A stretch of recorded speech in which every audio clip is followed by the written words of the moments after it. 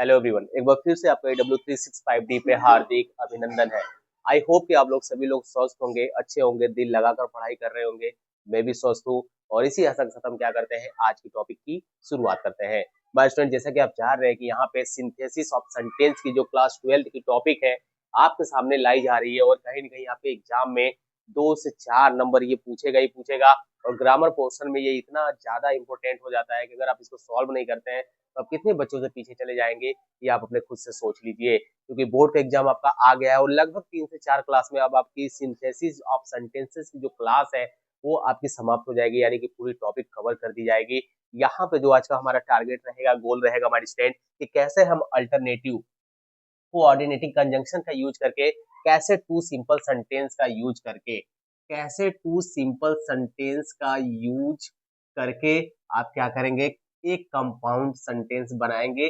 जैसा कि आप लास्ट क्लास देखा होगा आपने, वहां पे आपको ये हेडिंग देखने को मिली होगी कि टू सिंपल सेंटेंस का यूज करके कैसे हम कंपाउंड सेंटेंस का फॉर्मेशन करेंगे, जिसमें आपने टू रूल्स को आपने डिस्कशन कर लिया है। और आज हम लोग थर्ड देखेंगे कि अल्टरनेटिव कोऑर्डिनेटिंग कंजंक्शन होता क्या है।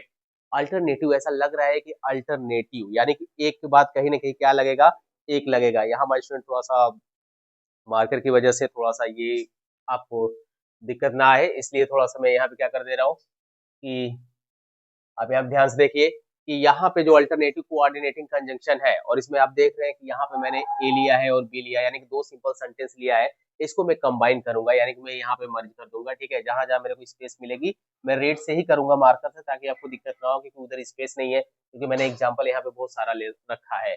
सबसे पहले देखेंगे माय स्टूडेंट यहाँ पे जो हमारा कॉन्सेप्ट है, जो हमारा कॉन्सेप्ट है वो हमारा कॉन्सेप्ट क्या है कि अल्टरनेटिव कोऑर्डिनेटिंग कंजंक्शन एक्चुअल में होता क्या है। तो सबसे पहले ये देखिएगा माय स्टूडेंट कि अल्टरनेटिव कोऑर्डिनेटिंग कंजंक्शन में जो आपके यूज करने हैं जिस वर्ड को, वो आपके यहाँ पे दिख रहे हैं। यहाँ पे आपके दिख रहे हैं ये वर्ड्स, जैसे आप देख रहे हैं आइदर और, neither nor, else, otherwise. Either और, ठीक है, आइदर या, आइदर और, नाइदर नॉट, ठीक है, या तो, ठीक है, इस तरह से सेंस आएगा। न तो मैं न तो तुम, ठीक है, इस तरह से सेंस आएगा यहाँ पे। और यहाँ पे एल्स का मतलब होता है माय स्टूडेंट आपका, हिंदी में चले जाएंगे तो आपका अन्य होता है। अदरवाइज का मतलब होता है अन्यथा। ठीक है, इसको लिख लेंगे, इसे मुझे बताने की जरूरत नहीं है।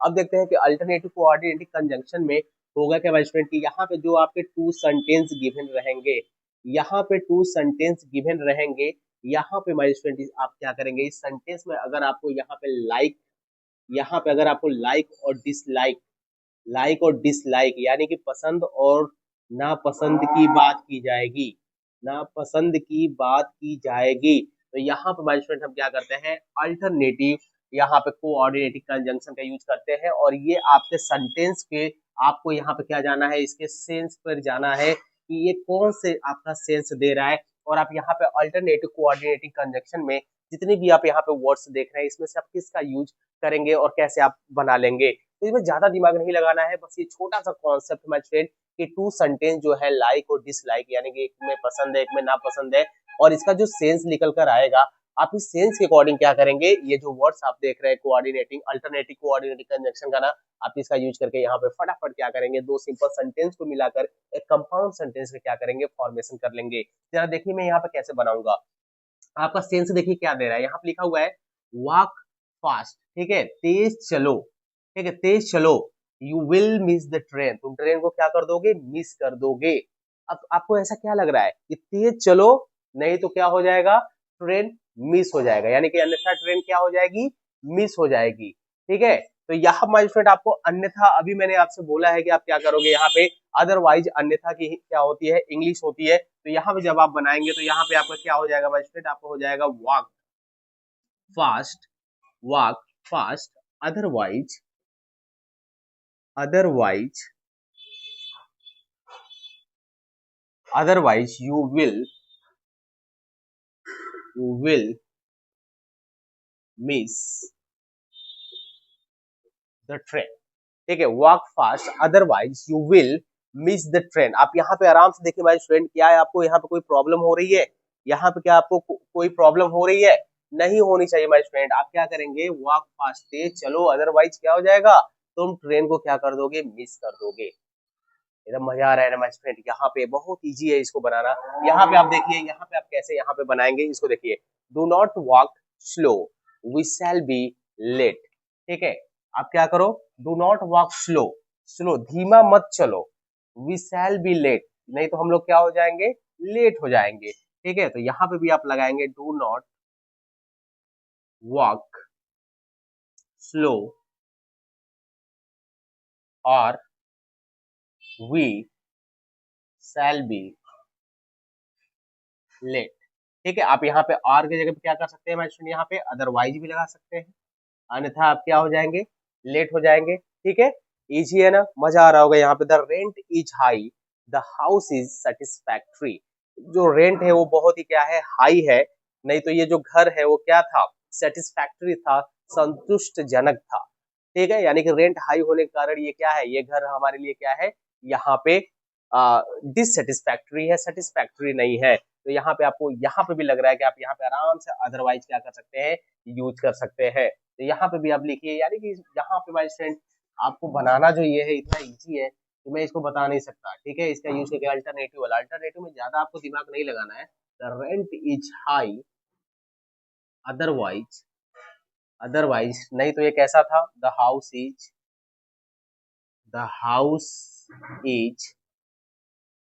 Satisfactory, the house is satisfactory. ठीक है, इजी है ना। यहाँ देखते हैं स्टूडेंट लिखा हुआ है कम इन और यहाँ पे गो आउट। आपको ऐसे ही दिख रहा है सर, इसको तो मैं उड़ा दूंगा, come in or go out, come in or go out. यहाँ पे देखिए मैंने और का यूज किया। ठीक है, यहाँ पे मैंने किसका यूज किया, यहाँ पे मैंने अदरवाइज का यूज किया।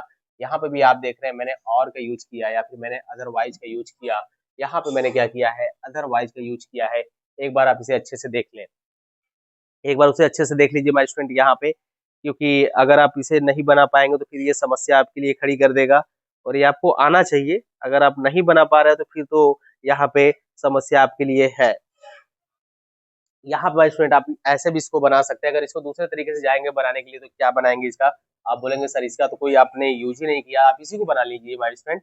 यहाँ पे आपका क्या हो जाएगा, अगर इसको मैं बनाऊंगा दूसरे तरीके से तो यहाँ पे आप लिख सकते हैं आइदर, यहाँ पे आप लिख सकते हैं आइदर कम इन और गो आउट लीजिए। ठीक है, आप नाइदर का भी यूज कर सकते हैं, एक ही में आप दोनों का यूज कर सकते हैं, तो इस तरह से आपका कुछ छूटा नहीं माय फ्रेंड। एक बार आप अच्छे तरीके से यहाँ पे देख लीजिए। यहाँ पे आपके सामने सोल्यूशन है कि कैसे टू सिंपल सेंटेंस का यूज करके कंपाउंड सेंटेंस बनाएंगे अल्टरनेटिव कोऑर्डिनेटिव कंजंक्शन का यूज करके, ये आपके सामने है। और यहाँ माय फ्रेंड आज की क्लास में हम लोग क्या करेंगे, बस इतना ही करेंगे, क्योंकि आप मेरे साथ बस 5 से 10 मिनट जुड़िए और अपने ये जो भी टॉपिक है, जो भी रिलेटेड आपके एग्जाम में आने हैं, वो यहाँ से बाहर नहीं जाएगा, क्योंकि हम लोग ने जो सेट कर रखा है एग्जाम्पल आपके सामने और जो आपके सामने समझाई जा रही है चीजें, ये बहुत ही आपके एग्जाम के लिए क्या है, मोस्ट इंपोर्टेंट है। बस दिल लगा के पढ़ते रहिए, नेक्स्ट क्लास में मिलेंगे और देखेंगे कि हमारा नेक्स्ट जो टॉपिक होगा सिंथेसिस का, वो आपके लिए क्या होगा, जबरदस्त होगा। आपके लिए क्या रहेगा, वो एक सीक्रेट है कि अगला टॉपिक किस पे रहेगा। आप जरूर जुड़िएगा और सीखिएगा कि कैसे सिंथेटिक्स ऑफ यहाँ पे जो सिंथेसिस देख रहे हैं माय स्टूडेंट, यहाँ पे कैसे हम उसका क्या करेंगे, सोल्यूशन करेंगे। तब तक एक बार फिर से आपका AW365D पे हार्दिक अभिनंदन है। I hope you are doing well in your life. मैं भी स्वस्थ हूँ और आई होप कि आप भी स्वस्थ होंगे और दिल लगाकर पढ़ाई कर रहे होंगे। इसी आशा के साथ हम क्या करते हैं, आज की टॉपिक की शुरुआत करते हैं। माय फ्रेंड, जो आपका ये कॉन्सेप्ट चल रहा है और आज का जो टारगेट रहेगा वो आपका रहेगा इलेटिव कोऑर्डिनेटिंग कंजंक्शन होता क्या है और कैसे इसका यूज करके टू सिंपल सेंटेंस को मिलाकर एक कंपाउंड सेंटेंस बनाएंगे। इसकी सीरीज आपके सामने लगातार लाई जा रही है माय डियर फ्रेंड। और ये जो सिंथेसिस ऑफ सेंटेंस आप देख रहे हैं ना, ये क्लास 12th में, ये क्लास 12th में 2 से 4 नंबर का मेरे भाई ये आपके आना ही आना है आपके बोर्ड एग्जामिनेशन में। तो आप इतना चीज ध्यान रखिएगा कि कैसे आपको यहाँ पे दिल लगा के यहाँ पे सीखना है और कैसे इसको क्या करना है कि यहाँ पे पहचानना है। क्योंकि ये सेंटेंस आपके ऐसे रहेंगे कि बस आपको माइंड में वो क्या करेगा, आप लॉक करवा देगा कि भाई यहाँ पे आप इलेटिव कोऑर्डिनेटिव कंजंक्शन यूज करो, कि अल्टरनेटिव करो, कि कुमुलेटिव करो, कि एडवर्सेटिव कोऑर्डिनेटिव कंजंक्शन का यूज करना है। वैसे हर एक टॉपिक, अब लास्ट क्लास में जो डिस्कशन किया गया था आपका, वो किया गया था अल्टरनेटिव कोऑर्डिनेटिव कंजंक्शन होता क्या है। तो माय स्टूडेंट, अगर आपने अभी तक लास्ट क्लास वॉच नहीं किया तो उसका लिंक डिस्क्रिप्शन बॉक्स में पड़ा हुआ है, या तो आप प्ले लिस्ट में चले जाइए सिंथेसिस के, वहां से हर एक कॉन्सेप्ट को देख लीजिए। यकीन मानिए इस भाई का AW365D पे जो कॉन्सेप्ट आपके सामने लाई जा रही है ना, ऐसा कॉन्सेप्ट आप कहीं पे भी सर्च कर लीजिए। अगर पूरे वर्ड का एक्सप्लेनेशन और पूरे यहाँ पे जो कहते हैं कि निचोड़ लाना, वो यहाँ पे सिखाई जाती है ग्रामर में। और बोर्ड बच्चे वाले और जो कॉम्पिटिटिव लेवल के बच्चे हैं उनके लिए फाउंडेशन बैच, इससे बेटर आपको नहीं मिल सकता माय फ्रेंड। आप कहीं ना कहीं आप अपने आप को चेकआउट करिए, हर जगह से आप पढ़िए, लेकिन यहाँ का कॉन्सेप्ट एक बार नोट्स बनाते हुए पढ़ लीजिए। आपका जो बेसिक है वो आपका क्या हो जाएगा, कवर हो जाएगा। सबसे पहले हम यहाँ देखते हैं कि हमारा कॉन्सेप्ट आज का क्या रहेगा। कॉन्सेप्ट आपका रहेगा इलेटिव पे। कॉन्सेप्ट आपका रहेगा इलेटिव पे। और इलेटिव कोऑर्डिनेटिंग जो कंजक्शन आपका होता है, जैसा कि इसका नाम ही है मैनेजमेंट आपका परिणाम सूचक। नाम क्या है आपका, परिणाम सूचक। अब परिणाम सूचक में होगा क्या, तो सिंपल सी बात है कि सर आप दो सिंपल सेंटेंस को जोड़ेंगे। दो सिंपल सेंटेंस को जब आप जोड़ेंगे माय स्टूडेंट, तो यहाँ पे आपके दो सिंपल सेंटेंस में आपका कहीं ना कहीं एक ए गिवन रहेगा, इस तरह से बी गिवन रहता है। ठीक है, ऐसे दो सेंटेंस गिवन रहेंगे। यहाँ पे देखिए बताने का तरीका अलग है W365D पे, क्योंकि यहाँ पे बच्चों को समझाना है। मैं स्टेटमेंट बुक का लिखा हुआ आपके सामने नहीं लाऊंगा। अगर कोई टीचर भी आपके सामने बोर्ड पे, क्योंकि डिजिटल बोर्ड का जमाना है और उसमें चलता रहता है, तो उसमें लिख कर ला देते हैं और उसे पढ़ कर और कहते हैं ये हो गया, ये काम हो गया। नहीं, यहाँ पे आप देखिएगा कि ये जो सेंटेंस होगा, जो पहला सेंटेंस होगा माय डियर स्टूडेंट, उसमें आपका जो सेंटेंस गिवन होगा उसका वहां पे क्या गिवन रहेगा, वो रीजन गिवन रहेगा। वहां पे क्या गिवन रहेगा, रीजन गिवन रहेगा। और जो आपका सेंटेंस बी रहेगा माय स्टूडेंट, यहाँ पे आपको इसका क्या देखने मिलेगा, इस रीजन का आपका रिजल्ट देखने को मिलेगा। यानी कि इसमें दो सेंटेंस सिंपल दिए रहेंगे, एक में उसका परिणाम गिवन रहेगा, यानी एक में उसका कारण गिवन रहेगा और दूसरे में क्या रहेगा, परिणाम गिवन रहेगा। तो ऐसे दो सेंटेंसों को हम जोड़ने के लिए क्या करते हैं माय स्टूडेंट, हम यहाँ पे इलेटिव कोऑर्डिनेटिंग कंजंक्शन का यूज करते हैं। पहली बात समझ में आई कि नहीं। इलेटिव कोऑर्डिनेटिंग कंजंक्शन में दो सिंपल सेंटेंस जो गिवन रहेंगे, एक में पहले सेंटेंस का जो दूसरा सेंटेंस होगा वो उसका परिणाम होगा। यानी कि जब पहला सेंटेंस आपका क्या होगा, वो रीजन गिवन रहेगा, यानी कि उसमें आपका कारण देगा, उसमें आपका कारण देगा और दूसरे में आपका रिजल्ट देगा, यानी कि आपका परिणाम देगा। तो यहाँ पे आप इससे अगर जब भी आपको यहाँ पे फाइंड हो, जब भी यहाँ पे आपको ऐसा लगे कि एक में रीजन है दूसरे में रिजल्ट है माय स्टूडेंट, वहां पे आप इलेटिव कोऑर्डिनेटिंग कंजंक्शन के रूप में जाएंगे। और जो आपके रिलेटिव कोऑर्डिनेटिंग कंजंक्शन होते हैं, ये अपने माइंड में एकदम लॉक कर लो। देयरफॉर होता है, सो होता है, ठीक है, इन सब का मतलब होता है हमारे स्टूडेंट इसलिए, बस देन का मतलब होता है कब या जब, ठीक है, और यहाँ पे फॉर का मतलब होता है के लिए। तो हेंस का भी मतलब होता है इसलिए, सो का भी मतलब होता है इसलिए, देन का मतलब होता है कब, और फॉर।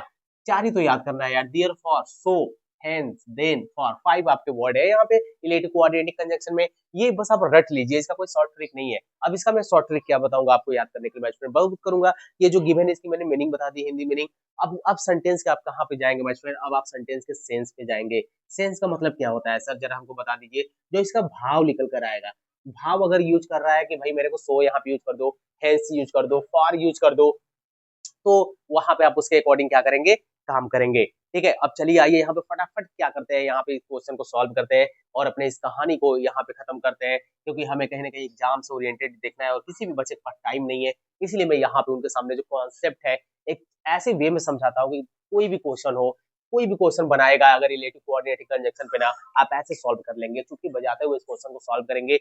और यकीन मानिए मेरे स्टूडेंट, जब आप अपने बोर्ड के एग्जाम में जाएंगे ना, जो क्वेश्चन आएगा ना, मैं यहाँ पे जितना भी पढ़ाया हूँ उसके बाद मैं आपको एनालिसिस कराऊंगा और मेरे पढ़ाए हुए के बेस पे ही क्वेश्चन आएगा, उससे बाहर बोर्ड एग्जाम की औकात नहीं है। शायद बोर्ड वाला भी कोई जो बनाता हो पेपर अगर मुझे देख रहा हो ना, तो उसको भी ऐसा लग रहा हो कि इसके पास इतना कॉन्फिडेंस क्यों है, क्योंकि वो बना ही नहीं पाएगा।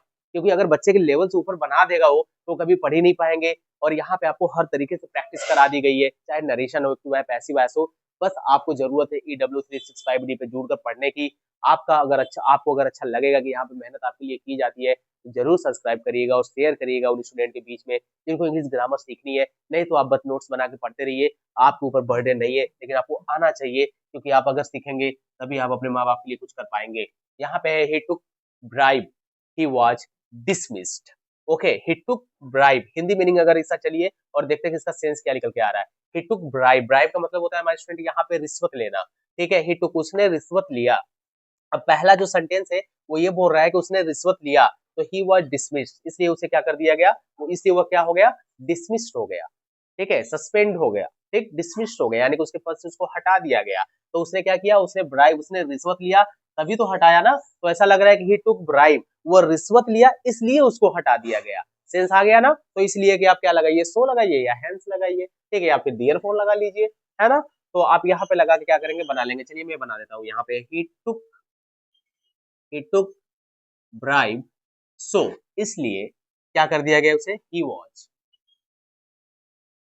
वॉज यहाँ पे आपका डिसमिस्ड है, डिसमिस्ड आप लिख दीजिए और आप क्या करिए फुल स्टॉप लगा दिए। देखिए कितना आसानी से बन गया, he took bribe so he was dismissed. अब यहाँ पे आप देख रहे हैं यहाँ पे मैंने यहाँ पे सो लिख दिया, ठीक है, मैंने सो का यहाँ पे यूज कर दिया। आई कैन नॉट सी, मैं नहीं देख सकता, ठीक है, इट इज डार्क, वह क्योंकि अंधेरा है, ठीक है, मैं नहीं देख सकता, किसके लिए, अंधेरे में मैं तो नहीं देख सकता। तो यहाँ माय स्टूडेंट जब आप बनाएंगे क्या बनाएंगे, आई कैन नॉट सी, सी यहाँ पे आप माय स्टूडेंट क्या करेंगे, फॉर लिख सकते हैं, फॉर का यूज कर लेंगे, for it is dark, for it is dark, ठीक है, अंधेरे के लिए आई कैन नॉट सी, मैं क्या कर सकता हूँ, नहीं देख सकता हूँ, ठीक। His mother is ill, she will not come, ठीक है, उसकी मदर क्या थी, बीमार है, इसलिए वह क्या करी, नहीं आई। तो यहाँ माइस्टर जब आप बनाएंगे तो क्या बनाएंगे भाई, हिज मदर, उसकी माँ, इज इल, बीमार है, हैंस, हैंस इसलिए वो क्या करी, सी विल नॉट कम। यहाँ पे हैंस को माइस्टर मुझे ब्लैक से लिखना चाहिए क्योंकि आपको अपना फेयर बना रहे होंगे तो आपको एक अच्छा चाहिए वहां पे, ठीक है, सी विल नॉट कम। बताओ माय स्टूडेंट यहाँ पे क्या प्रॉब्लम है यार, यहाँ पे क्या प्रॉब्लम है, इससे बेटर आपको नहीं मिल सकता। यहाँ पे 3 एग्जांपल को हमने इस क्लास में डिस्कशन किया कि इलेटिव कोऑर्डिनेटिव कंजंक्शन का यूज करके आप कैसे यहाँ पे क्या करेंगे, सिंथेसिस ऑफ सेंटेंस जो है कैसे आप बनाएंगे, आप बहुत यहाँ पे आसानी तरीके से देख सकते हैं, ठीक है। एक और एग्जाम्पल मैं आपके सामने देता हूँ माय स्टूडेंट, उसको आप बना के दिखाइएगा। He worked hard, he worked hard, मैं यहाँ पे लिख दे रहा हूँ, ही आप लिखते रहिए, ही वर्कड हार्ड, ही फास्ट। चलिए इसको बनाइए, ये ए हो गया, ये बी होगा, देखते हैं कौन कौन से हीरो है और कितना जल्दी यहाँ पे क्या करते हैं, बना लेते हैं। उसको बनाइए बनाइए, जो हीरो होंगे रियल वो बना चुके होंगे और जो बच्चे नहीं बना पाए वो ध्यान से देखिए इसका सेंस क्या आ रहा है।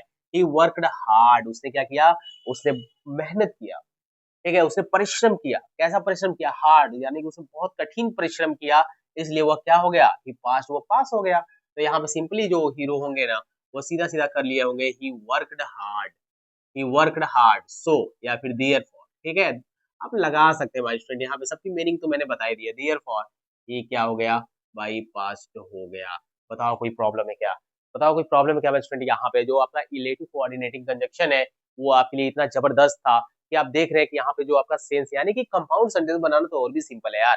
जब हम present participle, past participle and आपका जो परफेक्ट पार्टिसिपल का यूज करके 2 सिंपल सेंटेंस मिला के एक नया सिंपल सेंटेंस बना रहे थे, वो थोड़ा सा बल्कि टफ था, लेकिन हर एक कॉन्सेप्ट आपके सामने पढ़ा दिया गया और हंसते खेलते आप सीखते चले जा रहे हो।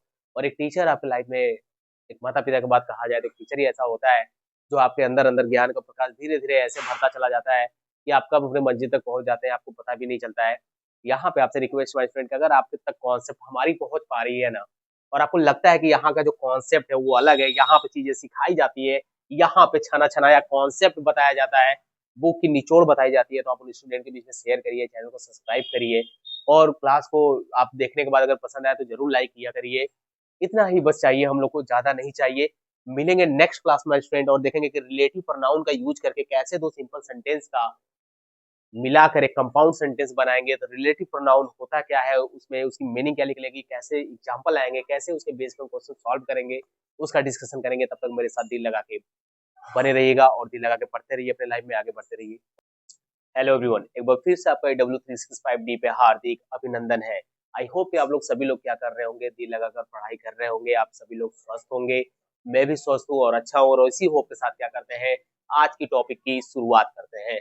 माय फ्रेंड, जैसा कि आप जान रहे हैं कि यहाँ पे सिंथेसिस ऑफ सेंटेंस क्लास चल रही है, जो क्लास 12 की एक ऐसे टॉपिक है कि एक बोर्ड की, यहाँ पे 2 से 4 नंबर आपके बोर्ड एग्जाम में आने हैं और छोटा मोटा एग्जाम नहीं होता स्टूडेंट, वो आपके लाइफ से जुड़ने वाला है। और कहीं ना कहीं आप 1-2 नंबर अगर बच्चों से पीछे जाते हैं तो आप कितने बच्चों से पीछे चले आते हैं, ये आपके माइंड में चलना चाहिए। और जो बच्चा चाह रहा है कि मेरा परसेंटेज अच्छा आए, कहीं ना कहीं उसके लिए एक नंबर बहुत ही मायने रखता है। और यहाँ पे स्टूडेंट जो आज का टारगेट रहेगा वो हमारा ये रहेगा कि कैसे 2 सिंपल सेंटेंस को मिलाकर एक नया कंपाउंड सेंटेंस बनाएंगे। बट आज का कॉन्सेप्ट रहेगा कि रिलेटिव प्रोनाउंस क्या होता है और रिलेटिव एडवर्ब्स क्या होते हैं, जिसके कॉन्सेप्ट में आप देखेंगे कि हु, विच एंड वेयर, ठीक है, कि इसका कॉन्सेप्ट क्या है। और ये कॉन्सेप्ट स्टूडेंट आप जैसे ही समझेंगे ना, इसको उड़ा देंगे कि सर हम कैसे इसका यूज करके रिलेटिव प्रोनाउंस का या फिर रिलेटिव एडवर्ब का यूज करके कैसे सेंटेंस को हम क्या करेंगे, कंबाइन कर देंगे। ये बहुत ही आसानी तरीके से आप क्या कर सकते हैं, यहाँ पे बना सकते हैं।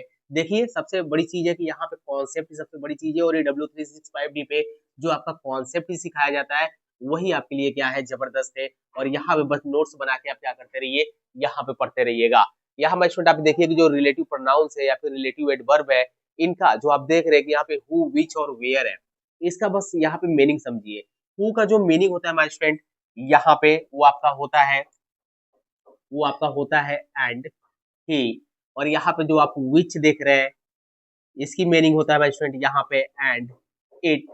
और यहाँ पे आप जो वेयर देख रहे हैं, यहाँ पे आप वेयर देख रहे हैं, ये आपका क्या होता है, प्लेस। ये आप किसके लिए होता है, प्लेस के लिए यहाँ पे आपका यूज होता है, ठीक है, at place.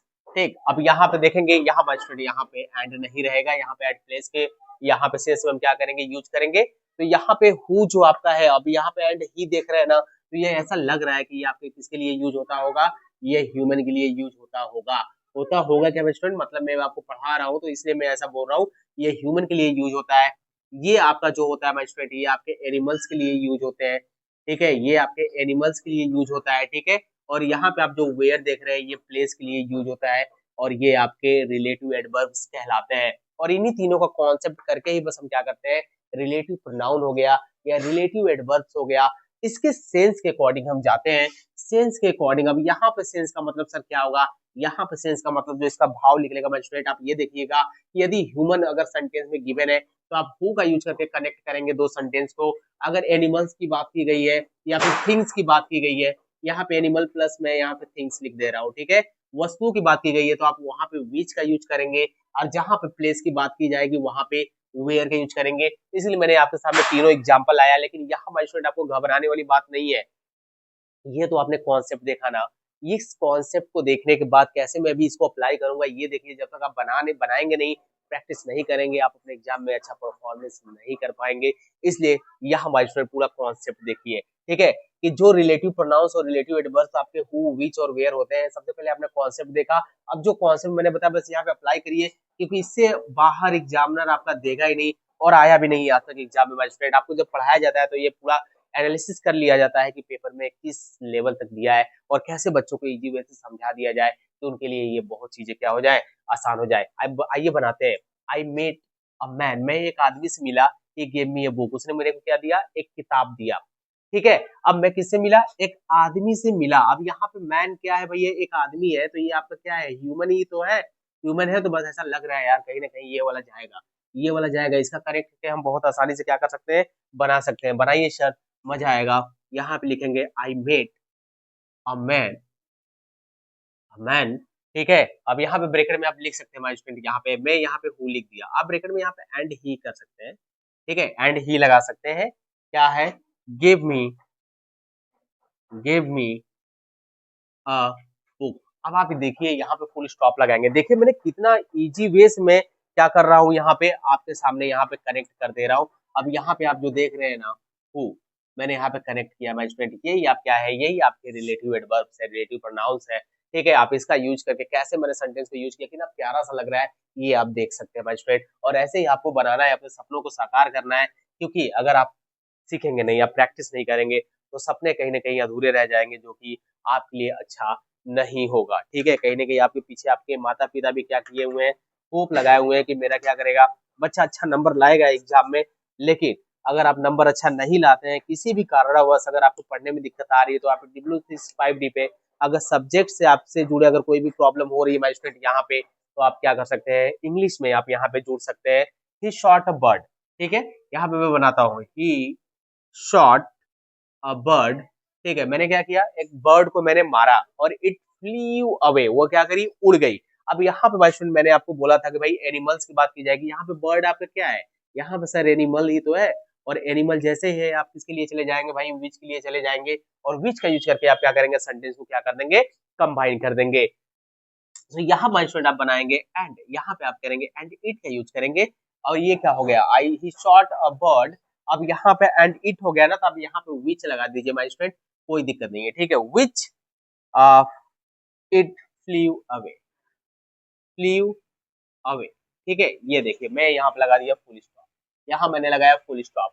He shot a bird, ठीक है, विच इट फ्लीव अवे, ठीक है, मैंने जिस बर्ड को मैंने मारा जो कि क्या करी गई, उड़ गई। ठीक, कितना इजी तरीके से मैं यहाँ पे बना पा रहा हूँ, और आप देख रहे हैं कि यहाँ पे कितना इजी तरीके से ये चेंज हो जा रहा है। क्यों हो जा रहा है? क्योंकि मेरे कॉन्सेप्ट पता है। अब यहाँ पे कुछ बच्चे होंगे यहाँ पे हु लगा देंगे। अरे भाई हु कैसे लगाओगे, हु कैसे लगाओगे? मैं बोल रहा हूँ कि ह्यूमन के लिए क्या किया जाता है, हु का यूज करते हैं, एनिमल और थिंग्स के लिए विच का यूज करते हैं, प्लेस के लिए वेयर का यूज करेंगे। तो काहे के लिए अपनी मनमानी करोगे? अपनी मनमानी किस लिए करोगे? तो ऐसा कॉन्सेप्ट अगर आपके माइंड में आ रहा है ना, तो अपने माइंड से निकाल दीजिए, नेगेटिव थिंग्स निकाल दीजिए। जो कॉन्सेप्ट यहाँ बता दिया गया ना, वो आपके लिए क्या होता है, वो आपके लिए बस एक ही सोल्यूशन है, ओनली वन। एक आपके लिए क्या है कि ऐसा एक रास्ता है, जो कॉन्सेप्ट है EW365D का, ये बस आप सीखिए अपने माइंड में और इसका नोट्स बना लीजिए। आपको कहीं इंग्लिश में प्रॉब्लम ही नहीं आएगी मेरे भाई।